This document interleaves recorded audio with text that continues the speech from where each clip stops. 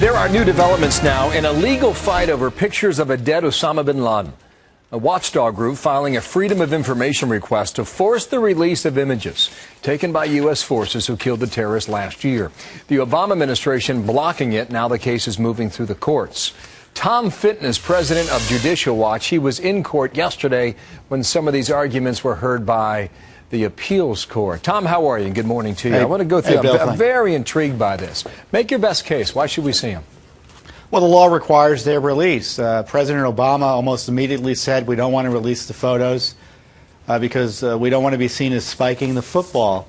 Well, our Freedom of Information Act doesn't have any exemption for spiking the football.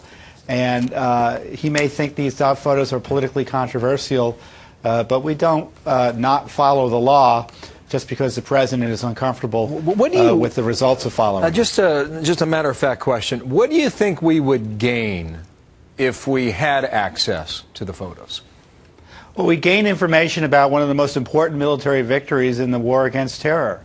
And the American people have a right to these documents under law, and we gain further respect for our rights under law. We have a right to know about this raid and details within reason about the raid.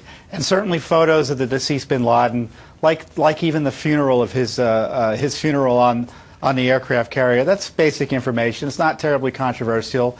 And that needs to be documented for the historical record. You just can't withhold them because you don't want to release them. That's not the way the law works. I know you're not an attorney, but you were in the courtroom yesterday, and you said to me during the commercial break that you were screaming to yourself inside of your own head when you were hearing some of the questions by the judges. But you're looking for 52 images that go public, and many of them, the attorney for your side argued yesterday that, the images on the aircraft carrier should be made public. That seemed to be the root of his argument.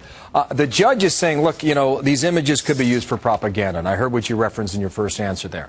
The president said this on 60 Minutes a while ago. It's important for us to make sure that very graphic photos of somebody who was shot in the head are not floating around as an incitement to additional violence or as a propaganda tool. That's not who we are. We don't trot out this stuff as trophies, as you just referred to.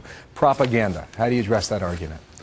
Well, what other things can be used by propaganda by the terrorists who don't like us? The law requires the release of this information, and this would be the first time, as best I could tell, that the government won't give the American people things they're entitled to, documents they're entitled to, because the terrorists would be upset about it. One of the judges yesterday referenced the Benghazi video as causing the death of the ambassador to Libya.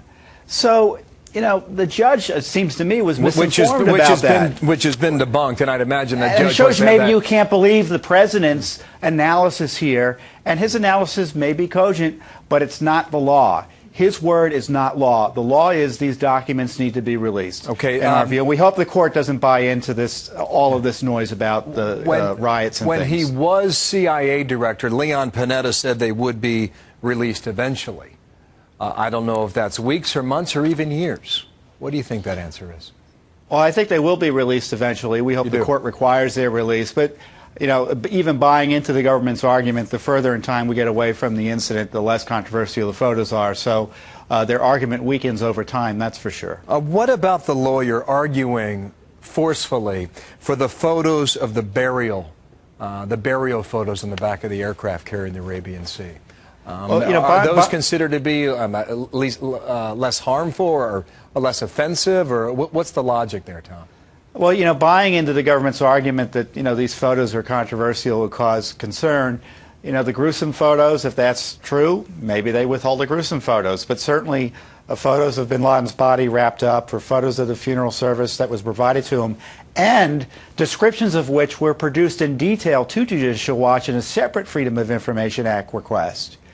We already know what happened. Why not have photos documenting what happened? We have a right to this information. I don't understand why the government says, well, you don't need it, it might cause controversy, and therefore our laws requiring their release should be overruled.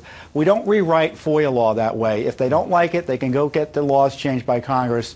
But we need to follow our principles of American transparency and accountability and get this information according to the law, not according to the whims of the terrorists. Okay, we'll find out in a couple months if you win your case. Thank you, Tom. Tom Fitton with us from Washington. 20 minutes before the hour.